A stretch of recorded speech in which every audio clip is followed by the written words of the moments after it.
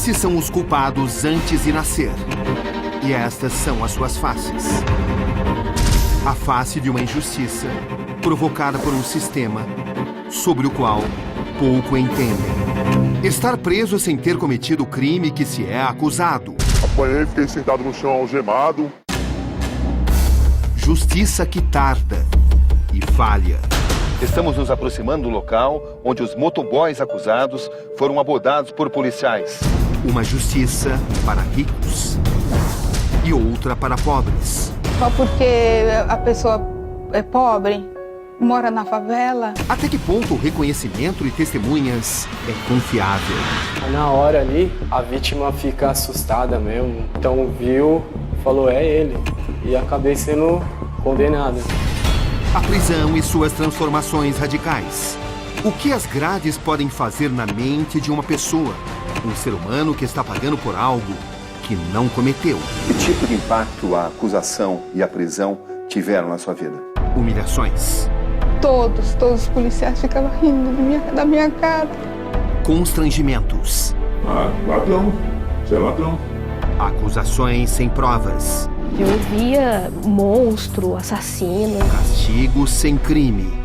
Dor. Qual é a dor de um homem inocente e injustamente acusado? Boa noite. No Conexão Repórter de hoje, uma denúncia grave. A realidade de brasileiros marginalizados pela justiça. Estamos falando de uma nação onde os tribunais costumam tratar de maneira diferente cidadãos e posses também diferentes. Todos os dias, seres humanos são acusados, denunciados e, por vezes, condenados. Aí entra um verdadeiro abismo. Os que podem pagar bons advogados são os que realmente têm melhores chances de um tratamento justo. Já para os pobres, é comum sobrar o descaso e o abandono. Uma situação que fabrica todos os dias um exército de injustiçados. Aqui Roberto Cabrini. E este é o Conexão Repórter de hoje.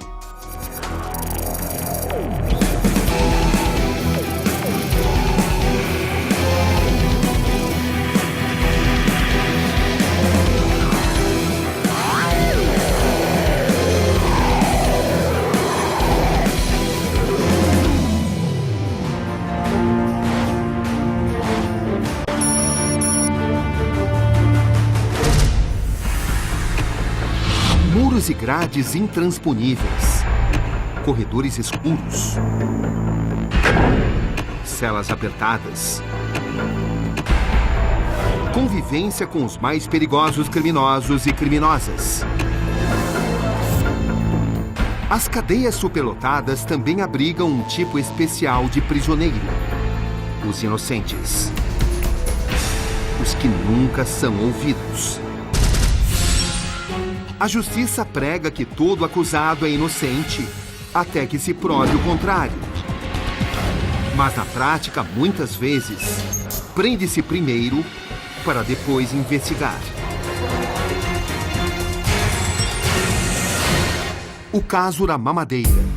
Assim ficou conhecido em todo o Brasil, um dos maiores erros policiais e judiciais do país.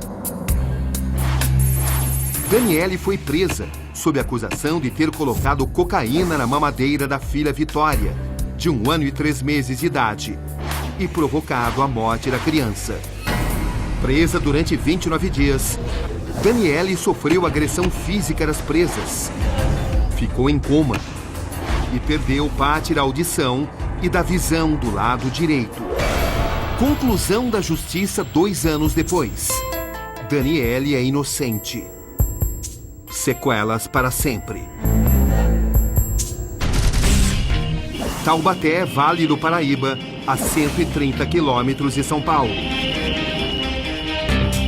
Aqui encontramos Daniele, 6 anos depois do pior momento da vida dela. Esse aqui era um dos cobertorzinhos dela. Aqui tem a roupinha de batismo. Mexer nas roupas e nos objetos da filha ainda machuca. Apresenta dor, sabe, mágoa, revolta, saudade, né? Assim, é uma coisa assim que não passa, que fica ali. Todo dia eu lembro Parece que cada dia eu lembro quantos dias faz, eu conto. Hoje faz 6 anos, tantos dias que ela não tá comigo. Até porque eu não velei, não enterrei, eu não pude ver. Então eu tinha assim, pesadelos que eu tava indo no cemitério, encontrava com ela lá e ela tava viva. Que eu tava tirando ela do túmulo, entendeu? Que ela tava lá me chamando, me esperando. É uma dor que não passa, não passa. Foi nesse pronto-socorro que tudo aconteceu. A filha de Daniele nasceu com problemas graves de saúde e todos os atendimentos médicos foram feitos aqui. De repente a porta abre e a médica veio, me puxou, me levou lá pra dentro e falou, né, olha o que você fez com sua filha, você matou ela com overdose de cocaína. Não pude nem encostar a mão nela, né? Eu só tenho a cena dela ali deitadinha. E dali o policial já estava ali, já me deu voz de prisão e eu já fui para a delegacia. Na delegacia me xingavam muito, né? Falava, você matou sua filha, conta logo, sua assassina. O delegado virou para mim e falou, não adianta você esconder, mentir, que a gente abriu o corpo da Vitória, a gente viu, estava cheio de cocaína. Daí de noite eles me transferiram para a cadeia feminina de Pindamonhangaba e lá na noite eu já sofri o espancamento. Daniele ficou numa cela com mais 20 presas. Quando eu passei assim pela grade, assim, tinha um policial que fica ali, daí ele falou assim para mim, boa noite, boa sorte. Daí vinha uma, batia minha cabeça na parede, me empurrava, me batia, sabe, vinha, dava murro. Daí foi assim, até que começou de novo a sessão de bater, até que eu desmaiei e não vi mais nada.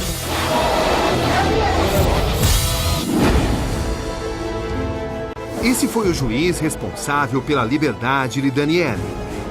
Ele se baseou no laudo do IC, Instituto de Criminalística, que derrubou a tese de que havia cocaína na mamadeira de Vitória. Com habeas corpus, Daniele pôde responder ao processo em liberdade.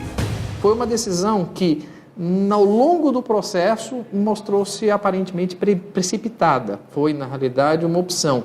Primeiro pela prisão e depois pela investigação, quando a situação talvez recomendasse o contrário. A investigação para, se fosse o caso, encaminhar o caso para a responsabilização, que poderia resultar talvez numa prisão. Daí a nossa opção, nesse primeiro momento, de permitir com que ela respondesse às acusações em liberdade e assim ela se defender das acusações com a parcialidade junto da sua assessoria da ocasião, sua advogada, para poder enfrentar a acusação que lhe era feita. Em 2009, Daniele entrou na justiça contra o Estado por danos materiais e morais. O defensor público responsável pela ação é esse homem. Os resíduos encontrados na mamadeira eram de regurgitamento que o bebê fez do leite, né, regurgitou, e elementos químicos que o bebê tomava desde que nasceu, porque desde que nasceu, essa criança tinha um problema neurológico que jamais foi diagnosticado pelos médicos do SUS.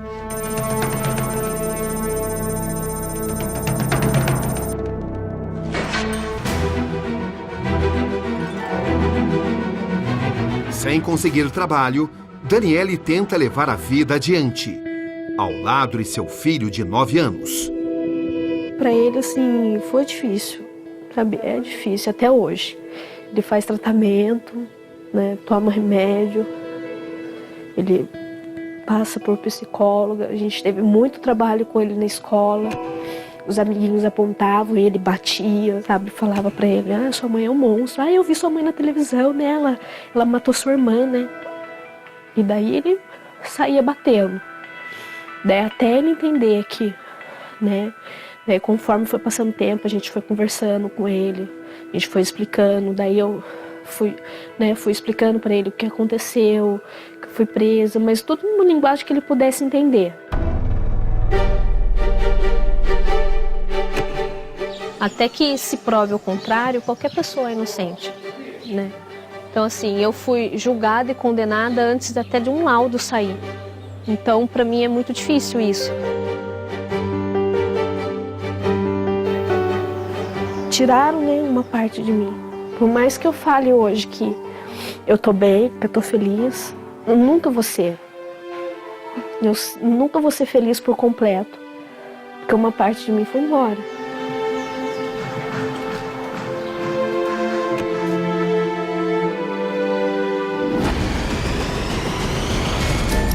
Uma loja que guarda relógios valiosos. Uma ação orquestrada, arquitetada. Uma missão aparentemente impossível, mas que se tornou realidade para especialistas no crime. O cenário escolhido: o shopping conhecido como um dos templos do luxo de São Paulo.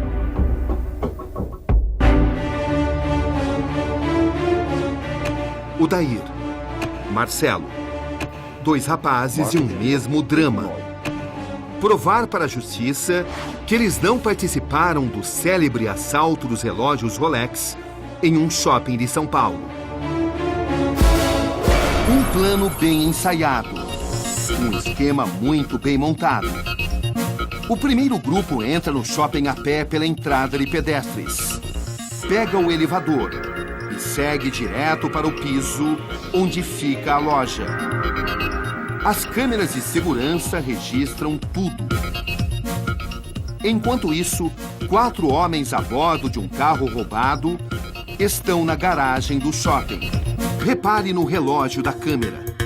Ele registra o momento exato em que o primeiro assaltante de óculos escuros e terno entra na loja. Marcelo ficou 7 meses preso. Odair ficou detido 5 meses. Todos aqui, no Centro de Detenção Provisória de Guarulhos, Grande São Paulo. Acusação: fazer parte da gangue de luxo que roubou os relógios Rolex do shopping Cidade Jardim. É hora de ação. Armados, eles anunciam um assalto e começam a esvaziar as vitrines. Odair, de 28 anos, em sua defesa, ele disse à justiça que na hora do assalto deixava a mulher grávida no trabalho. A esposa de Odair relembra o pesadelo em que se transformou sua vida depois desse dia. Isso acabou com a vida de vocês? Acabou. A nossa vida, ela nunca mais foi 100%. Nunca mais. Até agora, a gente só vê que polícia é quem tem razão. A palavra deles estão acima de tudo. E essa testemunha sai reconhecendo, não sem ter certeza, e acabou com a nossa vida. A gente era uma família feliz e no outro dia já acordou num pesadelo. Marcelo, de 29 anos, estava trabalhando como motoboy na hora do assalto. Eu nem peguei no Rolex. O patrão dele atestou isso nesta declaração entregue à justiça. Os 2 rapazes conseguiram liberdade provisória. O julgamento ainda não tem data para acontecer. Enquanto esperam o destino, a vida deles está suspensa. Essa é a foto que foi usada para te reconhecer. Essa foi a foto. Essa que é a foto que eles estão falando que sou eu aí, ó. Você se reconhece aqui? Não, vixi, nada a ver comigo. Você acha que daria para te confundir com essa pessoa? Não, nunca. Mas você também foi reconhecido por 2 pessoas? Fui reconhecido por mais uma pessoa lá também que falou que viu lá dentro, abordando segurança. E mais o segurança? E mais o segurança. E como é que essas pessoas podem ter se confundido? Ah, não sei se foi os polícia que ficou na orelha delas falando, porque não tem como, não tem como.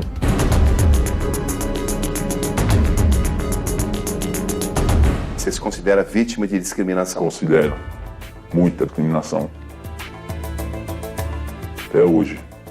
Qual é a dor de um homem inocente injustamente acusado? Não tem nem como explicar pra você, mano. A nossa dor. É só você passando mesmo pra você ver que o negócio é triste. Só você sendo acusado de um negócio que não foi você. Essa é a minha dor.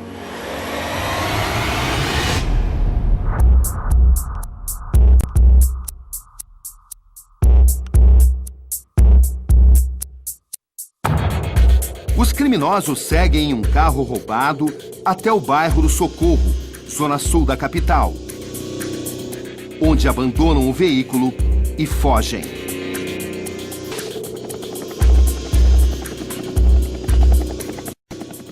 Depois de terem sido acusados de participação no roubo dos relógios Rolex em 2010, os rapazes foram trazidos para esse galpão na zona sul de São Paulo. O que aconteceu aqui? Aqui a gente ficou por volta de 3 horas sendo humilhado, apanhando, sendo obrigado a compensar uma coisa que a gente não fez e a gente não passou nem na porta da Rolex. E aqui a gente foi o primeiro dia de todo um pesadelo que a gente viveu. Por que eles trouxeram vocês para cá? Eles alegavam que aqui era o nosso local de reuniões, que a gente estava planejando o assalto, que a gente fazia churrascos aqui, mas eu nunca nem entrei nessa casa, que não é um galpão, eles falavam que era um galpão, eu nunca passei nem na porta, só no dia mesmo que eu fiquei aí dentro, fui ficar sabendo que eu estava sendo acusado de um assalto milionário de vários Rolex. E no início eles queriam até 5 mil de cada um. Chegaram a liberar até um rapaz, foi buscar os 5 mil e não voltou mais. E a gente que eles não liberaram para buscar nada, porque de início a gente ainda falou que tinha 5 mil que queria ir buscar. Que se eles liberassem a gente não voltaria para esse lugar. Mas a gente ficou só na ilusão e não conseguimos sair desse local nunca mais. Ficamos 6 meses presos. Agora preste atenção. O rapaz faz uma denúncia grave. A polícia afirmou que essa arma estava no seu carro. Isso, ela sacou essa arma da cintura e falou pra mim que eu ia ser acusado de estar portando essa arma no meu carro. Você está dizendo que o policial plantou essa arma dentro do seu carro? Com certeza eu estou afirmando isso. Você nunca teve uma arma? Nunca tive uma arma. Com certeza absoluta que eu nunca tive uma arma. E no dia eu não estava portando a arma e o carro não tinha nenhuma arma dentro. Ele forjou essa arma em mim por querer pra gente... Pra te incriminar? Pra me incriminar, pra pôr mais fé que a gente roubou a Rolex.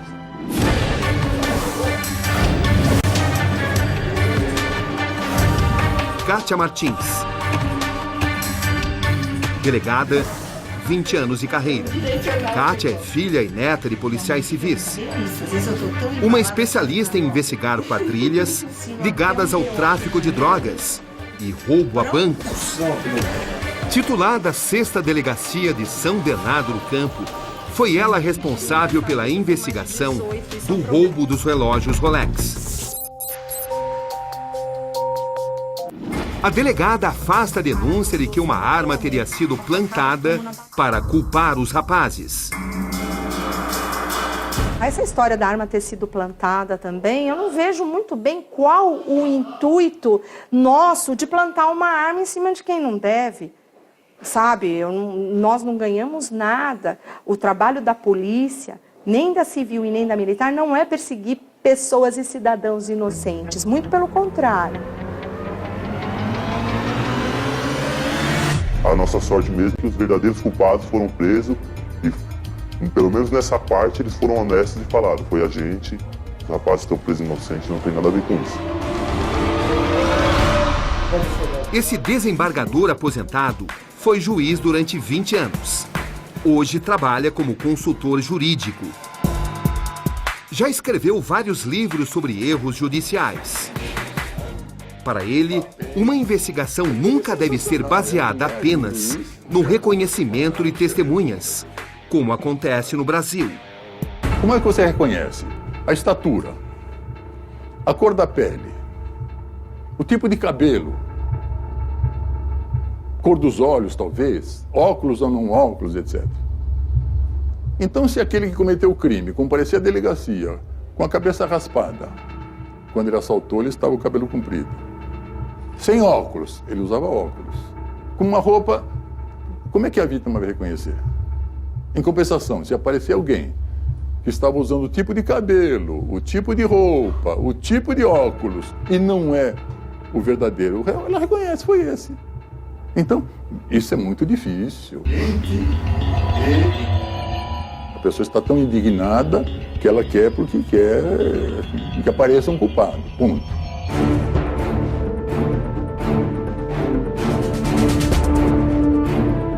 Respondendo ao processo em liberdade, os acusados do roubo da Rolex têm medo de sair de casa. Não foi eu.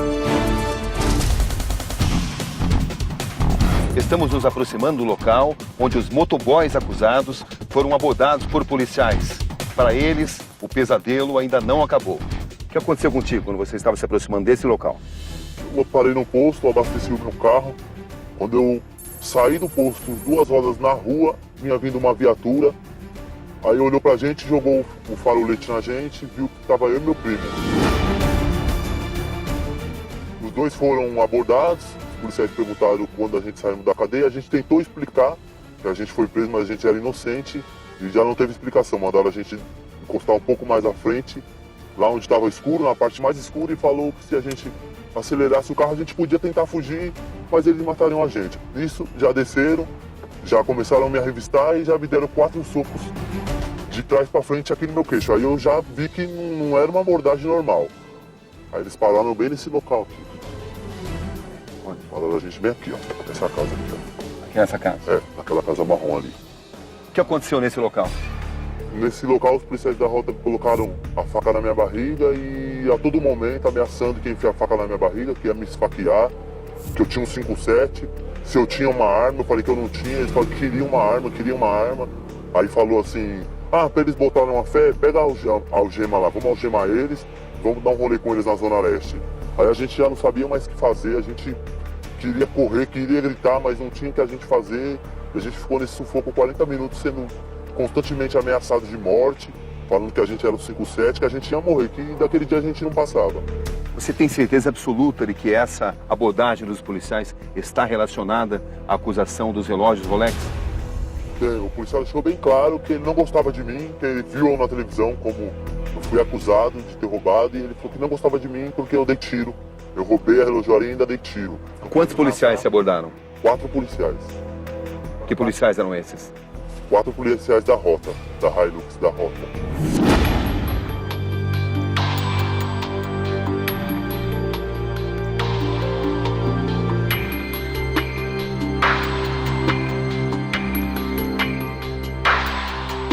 Em instantes você vai conhecer o drama de Wellington, um rapaz preso e condenado por um crime que diz não ter cometido. A maior tristeza é você chegar dentro, como a gente chega lá dentro, ele visitar todo dia, ele abraça a gente bem forte, a gente vê ele bem. A tristeza é quando você tem que sair e deixar ele lá dentro. Eu não consigo falar mais. Você entendeu? Às vezes quando eu vou dormir eu fico pensando por que aconteceu isso, qual que é o sentido disso tudo. Daqui a pouco, no Conexão Repórter.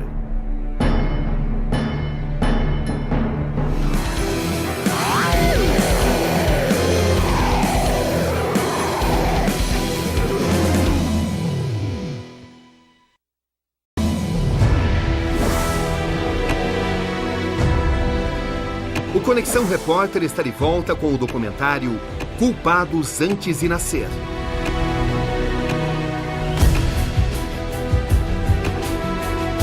Esse é o Wellington de Lima Soares, 27 anos, preso e condenado a 7 anos e meio de prisão. Acusação: assalto a uma loja na Zona Sul de São Paulo.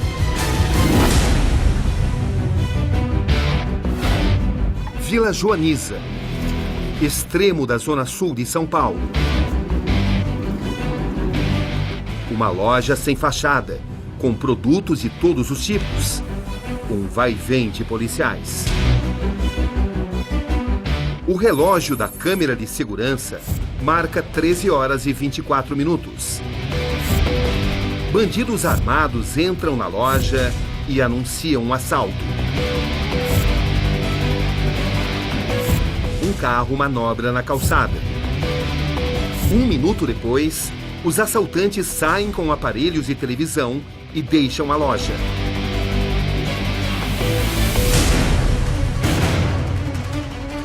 Quatro dias depois do assalto, Wellington é preso.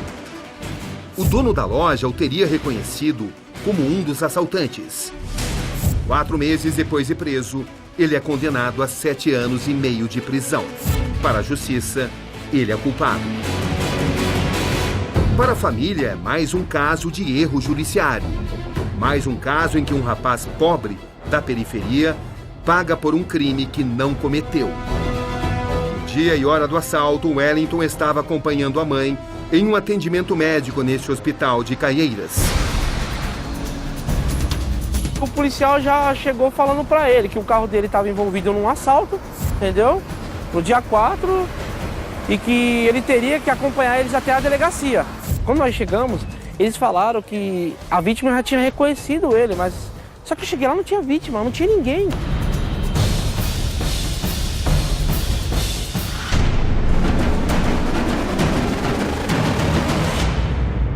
A única prova da defesa de Wellington são essas duas declarações. O médico e o enfermeiro atestam que ele estava acompanhando a mãe durante todo o dia 7 de abril, o dia do assalto. Mas o promotor entende que Wellington teria tempo suficiente para sair de Caieiras, ir até a Vila Joaniza, realizar o assalto e retornar ao hospital. Para mim foi um espanto total, porque eu estava com ele no dia. Eu, mais do que ninguém, tenho a certeza absoluta da inocência dele, porque a gente ficou no hospital o tempo todo, então não havia a menor possibilidade dele ter saído e feito esse assalto, porque eu estava com ele, né? Então, para mim, a surpresa foi, no primeiro momento, uma reação de como?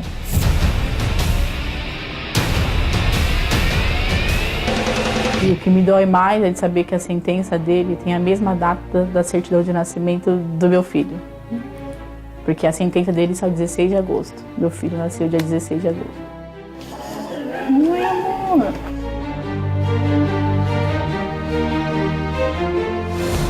Levamos as imagens do assalto, as fotos de Wellington e do carro dele para esse perito forense analisar. O laudo que vai servir de base para a defesa é conclusivo. Não é o carro do Wellington. Isso não há nenhuma dúvida. O Wellington não é a pessoa que aparece nas imagens durante o assalto. Realmente não é. Vamos entender os pontos que levam o perito a esta conclusão. O carro do assalto é de 2006, o dele é de 2007. As cores são parecidas também, mas um é tom metálico e o outro não é metálico. A gente vê nitidamente que um carro é de São Paulo e outro carro não é de São Paulo pelos selos da Controlar. Isso é bastante conclusivo. Então, os carros realmente são diferentes. Não há como dizer ou afirmar, ou supostamente afirmar, que o carro do Wellington participou do assalto. Pela minha análise, o Wellington não é nenhum dos garotos que participaram do assalto. Os assaltantes parecem ter menos idade, parecem ser mais jovens do que o Wellington. Só que eu tive a possibilidade de examinar a foto dele e ver as fotos do assalto. Infelizmente, a vítima que foi roubada não teve esse tempo. Eu sou negro, o cara é negro. Eu estou desempregado. Aquela hora, eu estava num barzinho tomando pinga e não tem nenhuma testemunha. Sou eu. E aí? E nós temos a mesma lei, julgamos pela mesma lei. Agora, o processo não é circo. Wellington era gerente desta loja que fica num shopping da Grande São Paulo. Trabalhava há 5 anos. Desse período que ele trabalhou conosco, sempre foi um bom profissional, sempre exerceu funções de altíssima confiabilidade. Ele cuidava de caixas altos na loja, né? Cuidava de entrada, saída de dinheiro, entrada, saída de mercadoria. Tinha uma equipe de venda, né? E ao longo da carreira dele, ele sempre foi conquistando as coisas dele e muito me espanta hoje ele estar nessa situação.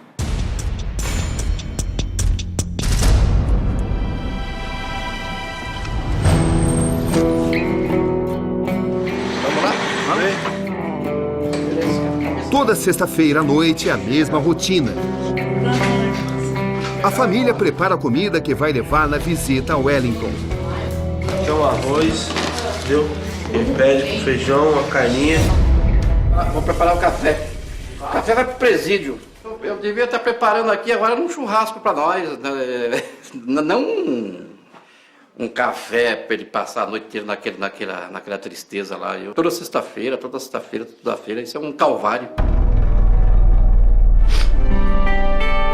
Eu posso falar com toda certeza que eu sei quanto ele é inocente, entendeu? Tava com planos para casar e sabe o que dói mais ainda? É saber que mesmo ele estando lá, ele ainda pensa, ele ainda fala disso. Entendeu? Quase todas as cartas que ele manda, ele fala disso.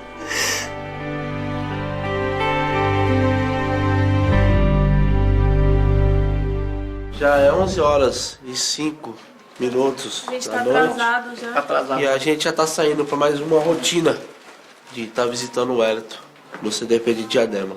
Vai com Deus. Vai com Deus. Fala pra ele que a mãe tá bem, tá bom? Dá um beijão nele lá. Tá tudo bem, graças a Deus. Pra ele ser mais forte ainda, cada vez acreditar. Tem 2 copos. Tem 2 copos. É hora de seguir para o Centro de Detenção Provisória de Diadema, na Grande São Paulo.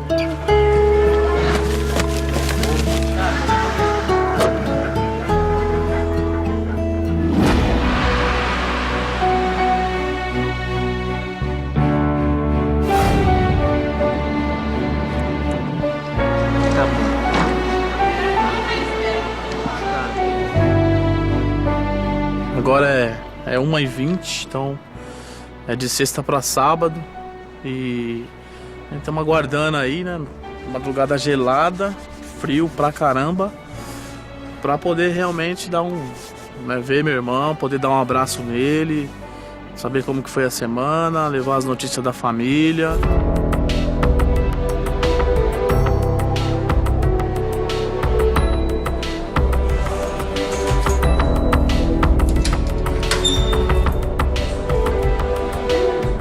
Às vezes quando eu vou dormir eu fico pensando por que aconteceu isso, qual que é o sentido disso tudo. Tem vezes também que eu acho que eu vou enlouquecer, ficar louco. Enfim, onde eu acho mais força mesmo é na leitura. Eu leio a Bíblia todos os dias, oração. Eu penso na minha família também, sempre. E aqui é o principal de tudo isso, que está me ajudando muito. É ruim, é difícil, é um negócio que eu não vou... que vai ficar marcado pro resto da minha vida, daqui 50, 60 anos, eu sei que eu vou ter isso. Na hora ali, a vítima fica assustada mesmo. Então viu, falou, é ele. E acabei sendo condenada. Pode ter sido uma clonagem sim, até mesmo porque o meu carro é de cor chumbo, o carro do assalto era de cor cinza. E a placa era a mesma. Aí eu fico pensando, hoje em dia clona cartão de crédito, clona até ser humano, não vai clonar uma placa de carro. Meu Deus. Saudade de tudo.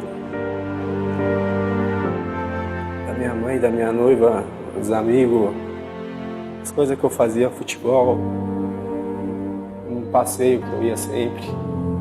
Essas coisas é que às vezes eu vejo na televisão, você já se imagina lá fora. Esse é o pior. Quando eu vejo, quando vai chegar num dia de visita, uma sexta-feira assim, ou num sábado, que eu fico imaginando minha família aí na porta, essas coisas mexem bastante. É aí que eu falo que tem que ser forte mesmo. Minha família tá presa comigo, na verdade. Muita saudade, muita vontade de vê-lo, dar um abraço bem gostoso. Verdade. Tem muito que falar na gente. Quero vê-lo, quero recebê-lo em casa de volta. Eu tenho esperança sim, porque foi um equívoco, foi um erro, não foi só uma pessoa que errou. Enfim, eu sei que alguma pessoa vai olhar para o meu caso e vai ver que tem erro sim. Com fé em Deus vai dar tudo certo, tenho esperança de ir embora. Vamos se dizer que, levando ao pé da letra, eu só viria à rua agora em 2014, perto da Copa do Mundo. É muito tempo. Para quem não fez nada, então, mas eu coloco nas mãos de Deus, eu peço todo dia nas minhas orações, Deus vai tocar o coração de alguma pessoa para ver que realmente não fui eu e vão conseguir achar. Para os colegas de futebol de Wellington, o jogo ainda não acabou. Moleque, firme forte aí, ó. Todos aqui acreditam numa virada do destino e que o amigo saia da cadeia o mais rápido possível.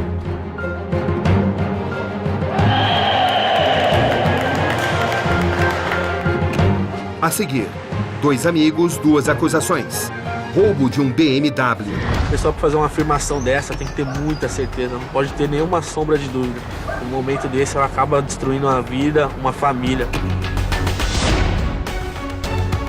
O momento que eu queria apagar, se eu pudesse, era o momento quando minha mãe foi me visitar, o primeiro dia. Estava cheio de polícia, todos os policiais ficaram rindo de mim. Todos os policiais ficavam rindo da minha cara. Já já, no Conexão Repórter.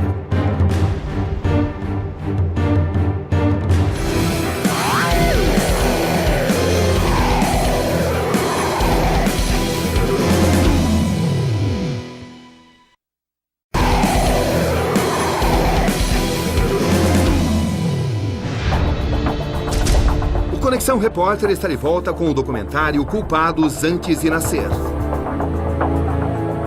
Um BMW é roubado em São Bernardo do Campo, no ABC Paulista. Os 2 amigos foram presos no mesmo dia, acusados pelo roubo do carro. Ficaram 68 dias presos no Centro de Detenção Provisória de Guarulhos, Grande São Paulo. Márcio e Diego se dizem inocentes. O roubo aconteceu às 13h08 da tarde. Nesse horário, segundo testemunhas arroladas no processo, Diego e Márcio participavam de um churrasco na casa do próprio Diego. Às 13h20 da mesma tarde, Márcio foi flagrado pelas câmeras de um supermercado passando de moto com um amigo em Heliópolis, zona sul de São Paulo. Bairro onde Márcio e Diego moram. Às 13h40, a moto bateu num ônibus. Na versão dos policiais, os rapazes tiveram exatos 12 minutos para fugir do ABC até Heliópolis, abandonar o carro numa viela, se livrar da arma e guardar o dinheiro e cartões da vítima. A polícia e a justiça, mais uma vez, se basearam no depoimento do dono do carro e dos 3 passageiros. Eles reconheceram Márcio e Diego. Em liberdade provisória há 4 meses, os 2 rapazes aguardam o julgamento. Diego voltou a trabalhar na mesma concessionária e retomou os estudos na Faculdade de Administração. As pessoas te olham de lado, falam, será que ele fez, será que ele não fez? Isso é muito chato pra gente, mas difícil também. Márcio também conseguiu retomar seu antigo emprego. É assistente técnico da empresa responsável pelo controle da emissão de CO2 dos carros da cidade de São Paulo. Querendo ou não, isso daí fica uma cicatriz na nossa vida, fica um episódio manchado, né? Querendo ou não, isso daí, a sociedade, enfim, vai olhar com a gente com olhos tortos, vai olhar torto pra gente. Querendo ou não, nós é um ex-detento. Para agravar ainda mais a situação dos rapazes, o dono da BMW também declarou que viu Márcio e Diego roubando um Corolla no dia 28 de março. Nesse dia, os cartões de ponto dos 2 mostram que eles estavam trabalhando. Uma pessoa, para fazer uma afirmação dessa, realmente falar que foi a pessoa, ela não pode ter sombra de dúvida. Ela tem que ter muita certeza que ela pode estar destruindo a família, a vida daquela pessoa, uma pessoa que sempre lutou pelos seus direitos da melhor maneira possível, a vida honesta. O momento mais difícil foi quando eu vi meu filho ali na delegacia algemado.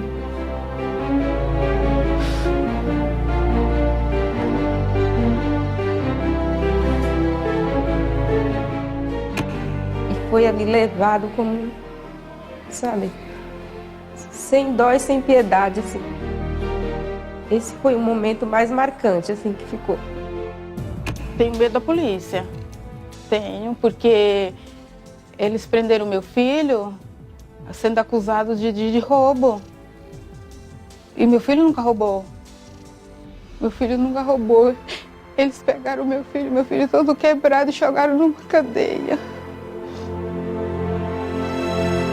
Meu filho ter nunca feito nada, nada.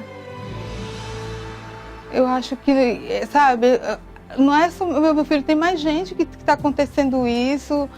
E eu acho que tem que, sabe, não é assim, só porque é pobre. Só porque é pobre. É muito dolorido. Uma coisa que não tem reparação.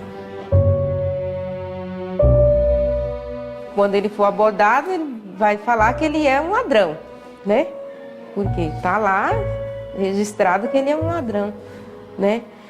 E isso machuca muito, magoa muito, né?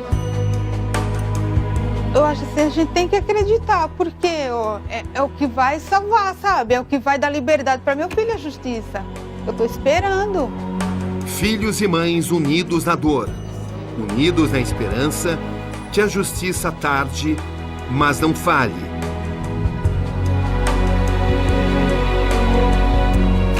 Quero seguir a vida sem ter medo.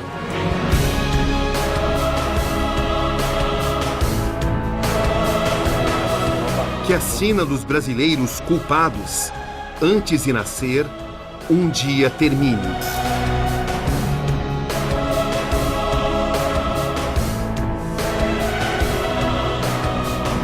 Chegou a hora dos injustiçados, ricos ou pobres, serem devidamente ressarcidos. Por outro lado, não faltam juízes e promotores dispostos a executarem suas missões com total honestidade. O país precisa pensar em como dar a eles condições melhores de trabalho. Aqui, Roberto Cabrini. E este foi o Conexão Repórter de hoje. Boa noite.